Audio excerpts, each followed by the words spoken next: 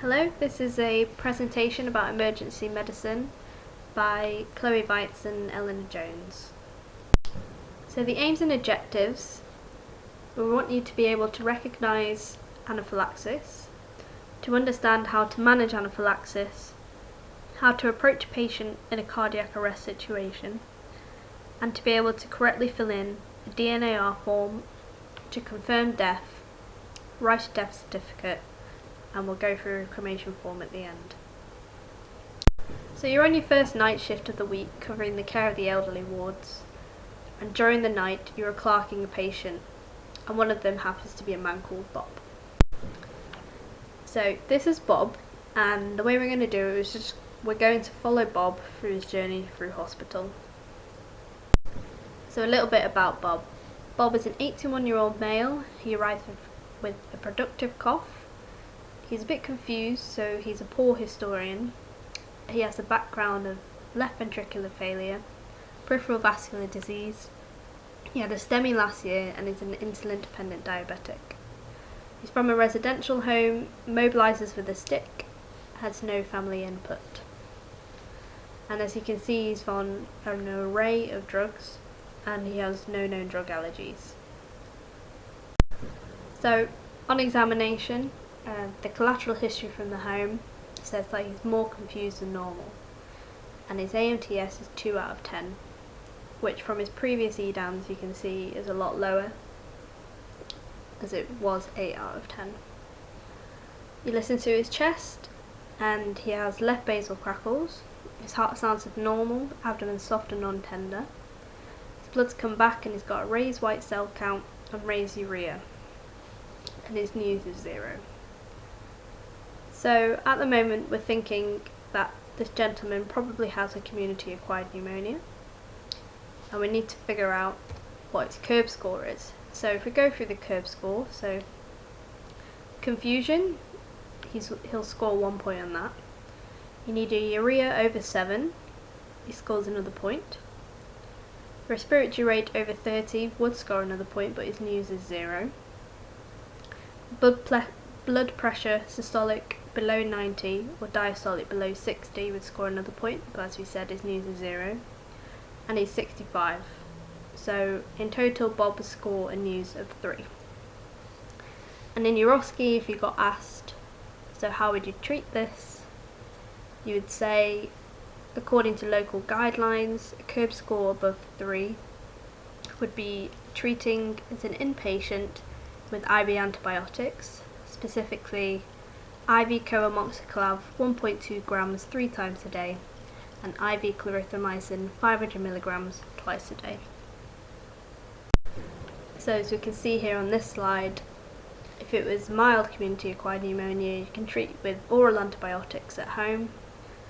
2, you would consider treating them as an inpatient, but you can still use oral antibiotics. But you need to use both amoxicillin and clarithromycin. And then, as we said before, above 3 is severe. So Bob tells you that he has no known drug allergies, so you go by the Leeds guidelines and prescribe IV coamoxiclav and clarithromycin. Yay, we saved Bob. So you leave Bob and you're very content in your work, and you're enjoying a cup of tea and a ginger nut biscuit when you get a bleep. And the bleep is a nurse saying that Bob is snoozing, and he's snoozing at 15. So let's go through this. So his respiratory rate is 25, which is tachypneic. His oxygen sats are low on room air. He's apyrexial. His systolic blood pressure has dropped to 80/45, and his heart rate has risen to 150, so he's tachycardic as well. And consciousness-wise, he's only responding to voice. So if we have a look at these figures on their own, we can see that Bob is in some sort of shock. At the moment, we don't know what kind of shock it is, but you could probably speculate. So if someone is in shock, we always approach the patient in the same way, and that's the ABCDE approach. So in A, we're looking to see if their airway is patent or if there are any added sounds, like stridor or audible wheeze. So we go and see Bob. So we go to Bob and he looks like this. So his lips are swollen up and he's got a stridor. And from this we can say the most likely diagnosis is probably anaphylactic shock. So at this point we would be laying Bob flat on his back with his legs up in the air, as allowed. And we'll give him an IM injection of adrenaline. And we'll go through doses later, but you probably know the dose already. And you'll be calling for help as well at this point in time. But let's go through A, B, C, D, E anyway. So A, in anaphylaxis, we like to say airway. So is their airway swollen? Is their throat and tongue swollen up? Do they have difficulty breathing and swallowing? Or they feel like their throat is about to close up? Do they have a hoarse voice? Is there any stridor? B, are they short of breath? Do they have an increased respiratory rate? If we listen to their chest, do they have any wheeze? And we know that his SATs are at 90 at the moment, so you would be giving him high flow oxygen, so 15 litres non-rebreathe mask. And if you heard any wheeze, you could also consider giving nebulizer at this point. And then we move on to C, so we feel their hands, are they warm, well perfused? Listen to their pulse. Take their pulse, see if they're tachy, if it's a regular rhythm. And also at this point we can gain IV access. So 2 large bore cannulas in the antecubital fossa, and we can take bloods at this point as well.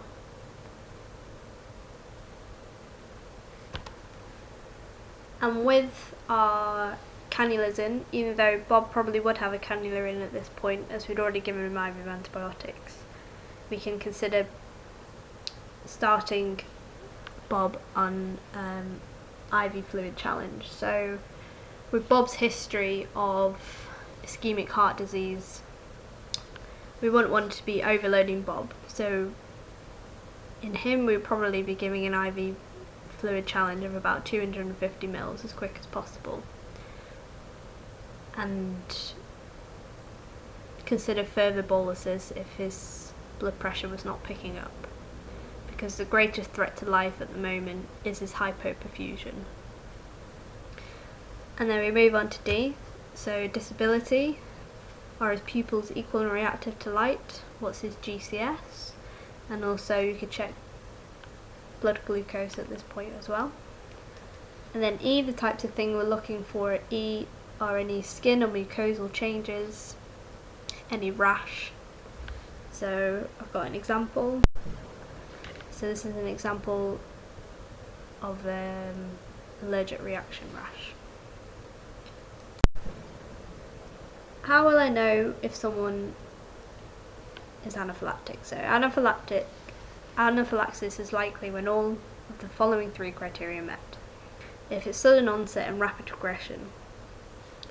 In Bob, he'd be given IV coromoxiclav, and usually with IV drugs that cause an allergic reaction it takes about 5 minutes, whereas if it was an oral it would take around 30 minutes. And then if there's any life-threatening airway, breathing, circulation problems, as we've gone through. And then finally skin and or mucosal changes, which we've spoken about. So we're just going to go a bit through treatment. So treatment of anaphylactic reaction is based on the general life support principles A, B, C, D, E. So airway we can say A is for adrenaline and the anaesthetist. So get that adrenaline as soon as you think that someone is in anaphylactic shock. And then call the anaesthetist, just call for help as soon as possible. Treat the greatest threat to life first, and initial treatment should not be delayed, and didn't mention before, but if they do have their IV drugs going, stop them. Talk a bit about adrenaline. It eases breathing and restores adequate cardiac output. It should be given to all patients with life-threatening features of anaphylaxis. So that's all the stuff we talked about. Things like, is their airway compromised? Is their blood pressure dropping? Are they really wheezy? Things like that. Are they tachycardic? Things that are going to be a threat to life, you can give adrenaline. Whereas if these features are absent, you can treat the patient by observation and symptomatic treatment.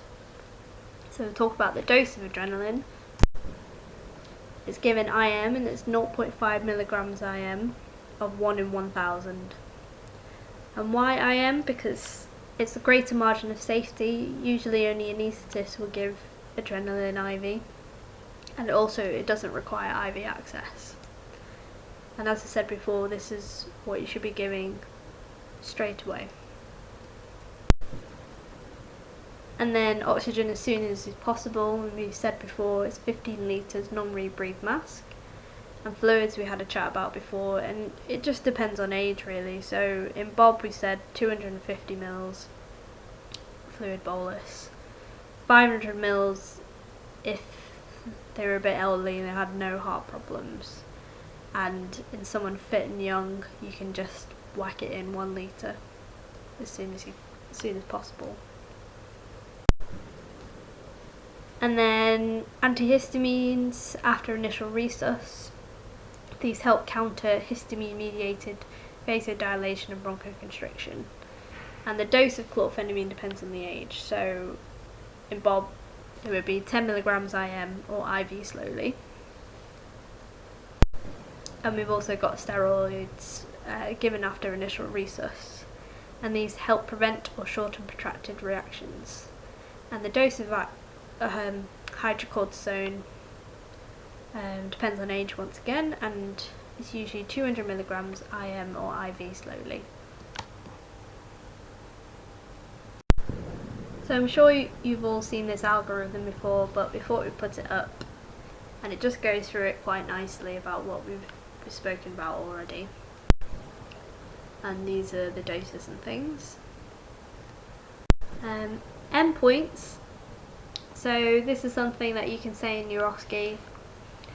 You say further tests, so you can do mast cell tryptase as soon as possible after emergency treatment has started, and then the second sample ideally within 1 to 2 hours. Okay, so back to Bob. Bob has recovered from anaphylaxis, so yay Bob! And he goes down to HDU, and you switch his IV antibiotics to levofloxacin as per Leeds guidelines. And then you document the fact that Bob has had a severe reaction to penicillin on the drug chart and his notes absolutely everywhere. So you go back home, you have a nice sleep, and then you're like, oh, back to work again, and you're on night shift number 2. You're failing your 10th cannula when the HDU nurses call you. And they just say, Bob just doesn't look right. And you say, have you done his obs? And they're like, no. And because you know he's so unwell, you're like, go do that and I'll be on my way as soon as possible. We get to Bob and we approach Bob in the A, B, C, D, E manner. A, again, we're thinking about, is his airway patent? Is he speaking to us? And he is. B, you're looking at things, respiratory rate, oxygen sats, listening to his chest, considering ABGs. So his respiratory rate's up, his sats have dropped on room air. You listen to his chest, and bilaterally you can hear crackles. You're doing ABG, and he's in type 1 respiratory failure, which, as we know, is hypoxia. And at this point you order a chest x-ray. C, we're looking at things, heart rate, blood pressure. Consider doing ECGs, taking bloods, things like that. So he's tachycardic, but his blood pressure's okay. You see that he's got bilateral pitting edema. and his ECG shows that he's actually had an inferior STEMI. And you also take bloods at this point. D, disability. What's his GCS? He's disorientated, confused, and his GCS is dropping. And E, he feels clammy to the touch. So at this point we're thinking Bob has had a myocardial infarction, and he's also gone into heart failure, and that's causing him to have fluid on his chest, his SATs to drop, and him to become increasingly confused. And as you're examining him, unfortunately Bob appears to stop breathing. So when someone goes unresponsive, they're not breathing, and the way you listen to that is first you shake them and you say, Bob, Bob, are you awake? And if they're unresponsive, and you do their head tilt, chin lift, and listen to their breathing. If they're not breathing, you call for help.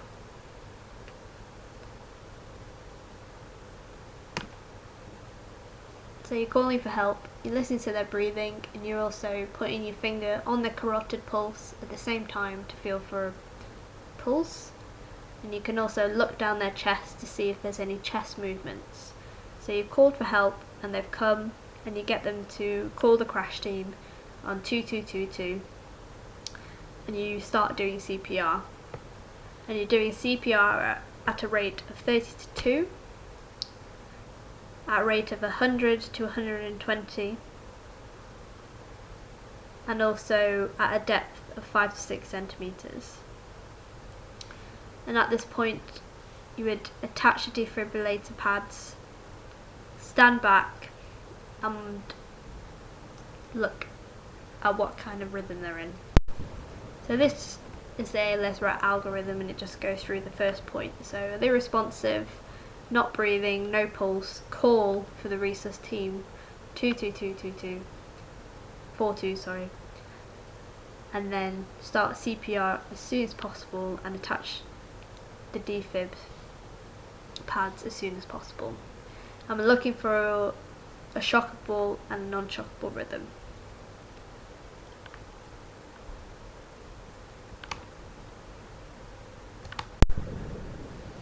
First we've got our shockable rhythms. This is demonstrating ventricular tachycardia. And say that you're in your exams, don't say VT, say ventricular tachycardia. And it's only shockable when it's pulseless. This is an example of ventricular fibrillation. As you can see, it's just completely erratic. And this is also a shockable rhythm. Then we have our non-shockable rhythm. So this is asystole, and this is PEA, which looks like a normal ECG, but it's pulseless. So we go back to the algorithm again. So you assess the rhythm and you see if it's shockable or non-shockable. So we go down the shockable side first. So in ventricular fibrillation or pulseless ventricular tachycardia, and you would shock as soon as possible and then immediately resume CPR for about 2 minutes. So that's usually on the 10th breath. So for every 32 you do 1, 2, 3, 4, and you count them, and it's when you get to 9, 10 you would stand back, reassess the rhythm if it's shockable or non-shockable. And then we're thinking about drugs at this point as well. So the 2 drugs that you give in a cardiac arrest situation are adrenaline and amiodarone. So adrenaline, it's 1 milligram of 1 in 10,000, and you give that after the 3rd shock. And also amiodarone, 300 milligrams, and you also give that after the 3rd shock. And then you've got the other side. So if they're non-shockable, you immediately resume CPR for 2 minutes, and you would give adrenaline as soon as possible, and then obviously reassess the rhythm every 2 minutes. So During CPR, you've also got other things going on. You ensure that CPR is good quality. You're giving oxygen at the same time. Consider things like advanced airways and trying to get IV access. Giving adrenaline every 3 to 5 minutes, so that's like every alternate cycle. And then you'd be thinking about reversible causes. So these are your reversible causes. You should know them. The 4 H's and the 4 T's. In Bob's case, the most likely cause for him to have gone into cardiac arrest is thrombosis, because we know that he's had I think it was an inferior non-STEMI.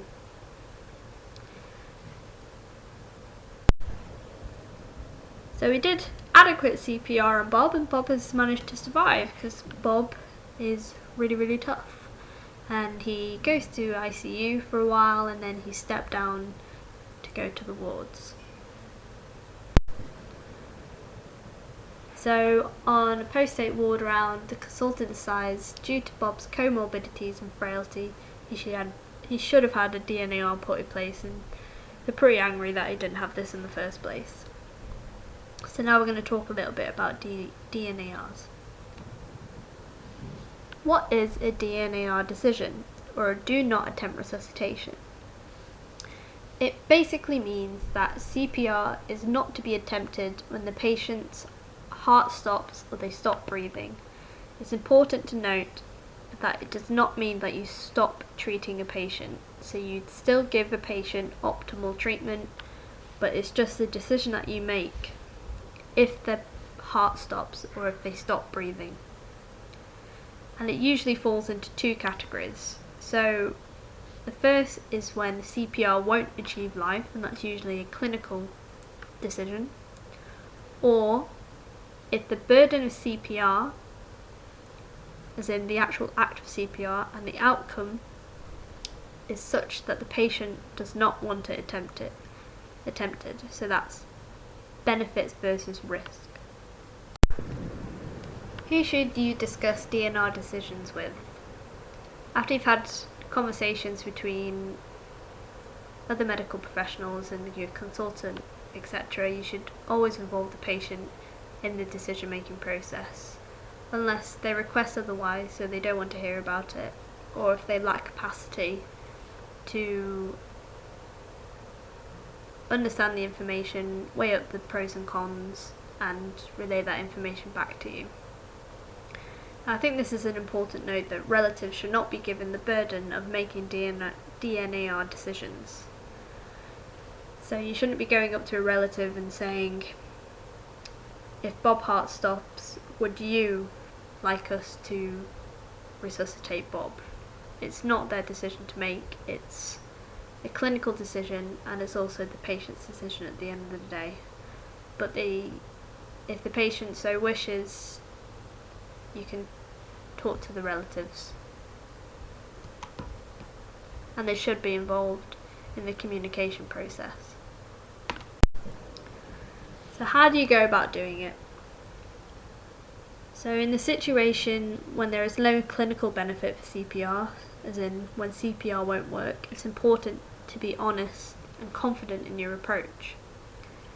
And being honest means avoiding words like there's a slim chance or a small percentage. You've just got to be honest and talk about death rather than cardiac arrest, because patients might not understand exactly what you mean by cardiac arrest, so you should avoid jargon where possible.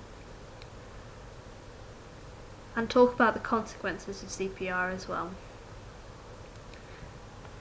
In situations where CPR might achieve sustainable life, but you talk about burdens versus outcomes, you need to be realistic about their chances of success, and also the outcomes that come of undergoing CPR. So if they're from the community, you can say you will end up in A&E, you'll be going to intensive care, you'll be on a ventilator that will breathe for you. If you unfortunately die, it'll be an unfamiliar unit. You might end up with loss of capacity. So DNAR in an OSCE situation is just like any other explaining station or breaking bad news station. So you ask whether you ascertain the patient's, or if you're talking to a family member about them, their understanding of the current situation and treatment. And it's important to put positively that they're doing everything within their power to treat the patient, and they're either getting better or they're not, and say that currently we're not stopping any treatment. And then sensitively raise the issue of DNAR, describing what exactly it is, and if they've had any thoughts already about what they would want the team to do if they started deteriorating and their heart stopped.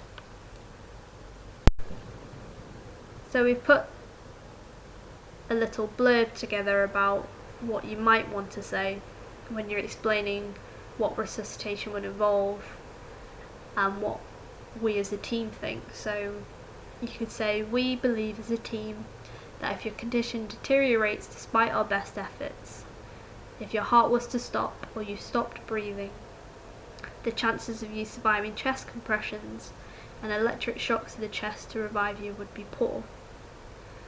And it's important to leave pauses to make sure that people, the words soak in. You can say, if it were successful, you could end up in ITU, which involves lots of lines, a tube down your throat to help you breathe. Even if this helped your heart to work, your other vital organs such as your kidneys and your brain can be damaged, which would also compromise your quality of life. And then explore their ideas, concerns, expectations, allow time for any questions or discussions that they might have. And you could also say at the end, look, this is a lot to take in right now, but by all means have a think about it. But in the end, a DNAR is a clinical decision, and if you believe that performing CPR on someone will not be in their benefit, it's a team's decision at the end of the day. So I just took a picture on my phone of the DNAR form, and as you can see, it's quite straightforward to fill out. Just put the patient's details in, next of kin, and then there are different reasons that you tick. As you see from it, there's A, B, C and D, and you sign at the end. And by all means, if you believe that someone should have a DNAR, you can fill in the form yourself, but it won't be valid until you get a countersign from a consultant or a registrar. So you could fill in the form if you've already had the discussion with the family, and then the patient, and then discuss it with your seniors, and they would probably agree with you. So back to Bob. He has a DNAR form signed and it's in place, but unfortunately after 10 days of IV antibiotics, Bob continues to deteriorate. The MDT decision is to treat him palliatively, and sadly Bob passes away. So when you get to the ward, you can check if a DNAR form was in place before the patient passed away. If there are any relatives in the room, you can sensitively explain that you need to examine their relative and that they are more than welcome to stay, or they can leave and have a cup of coffee. And usually the nursing staff are quite good at looking after the patient's relatives. And you always start by confirming the patient details at the wristband. I know it's a bit strange, but you need to check if there's any verbal response, so you say their name, tactile, so you can shake them, and you can also do a sternal rub to see if there's any response. And then move up to their pupils, and they should be fixed and dilated. You check their carotid pulse for 1 minute, and then listen over their chest. So you can listen for heart and breath sounds at the same time. You just put your stethoscope on either, doesn't matter which side of the chest, and listen for 3 minutes. And at that time you can also check for pacemakers, which are usually around the subclavicle area, and then you confirm the time of death. And then you need to document. So you write in the corner the date and time, who you are, and what time you attended the patient. And then you write down everything that we said in the previous slide. And it's also good to mention who was present at the time of death, the name of the nurse caring for the patient. And it might seem strange to do that, but it really helps the person who writes the death certificate and cremation form, because that's one of the questions that they ask you on the crem form. And then at the bottom, clearly write your name, bleep, GMC number, and it's optional, but you can write rest in peace at the end. And in Leeds we have a nice form to fill. You've got to write in the notes, but there's also this form to fill in as well, which is basically everything we've talked about, but on a piece of paper. It's just more forms to fill in, unfortunately. So now we're going to talk about death certificates. So this is just an example that I got off the internet. So we'll just talk through it. So you write the name of the deceased, so it would be Bob whoever, and then date of death stated to me. So you can write first like this, but you can also write it in words of the month for 2013 or 2014, and the age dated to me, so you write their age there. And place of death, it could be Leeds General Infirmary or St James's University Hospital. And then you write the date when you last saw them alive. And then you've got these options, and it's usually 3 and A. So 3 is post-mortem not being held, or if they've had a post-mortem, certified cause of death takes into account information obtained from post-mortem. And then A, seen after death by me, because you have to examine the body after death. I'm not sure when you would ever circle C. And then you write in cause of death, so we'll go through that. So this is it, yep. So name, age, place of death, date last seen alive, and then you're circling 1 to 4. Referring to the coroner, so in your OSCE, as we had last year, we talked about when you would refer to the coroner. So there are loads of reasons why you would refer. So if the cause of death is unknown, if they hadn't been seen by a doctor within 2 weeks, if there was any unnatural or suspicious cause to their death, etc., etc.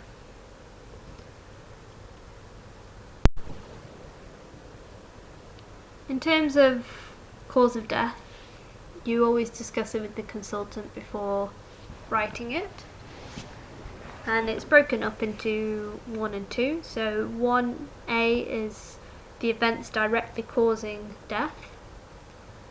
1B are the events contributing to 1A, and you can also have 1C, which is the events contributing to 1B. And then 2 are any comorbidities that indirectly contribute to the cause of death.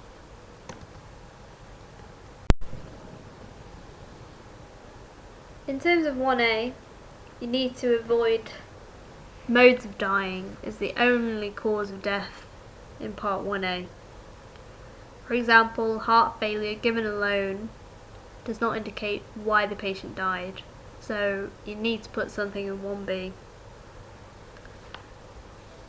So like the underlying cause was they had heart failure as a result of a myocardial infarction.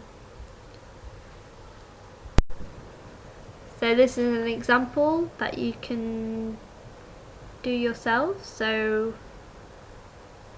a patient died from an intracerebral hemorrhage caused by cerebral metastases from a primary malignant neoplasm of the left main bronchus. So if we go through it, 1A would be intracerebral hemorrhage, 1B cerebral metastases, and 1C primary malignant neoplasm of the left main bronchus. And finally, we're going to talk about cremation forms. I'll just go through it quite quickly. So part 1, you write the details of the deceased, so their full name, address and occupation, and then the date and time of their death and the address where they died. So if it was in a hospital, you'd write the full address, so like St. James University Hospital, and then you'd tick hospital. And then 3, are you a relative? Should be no. Do you have any interest in the death? Should be no.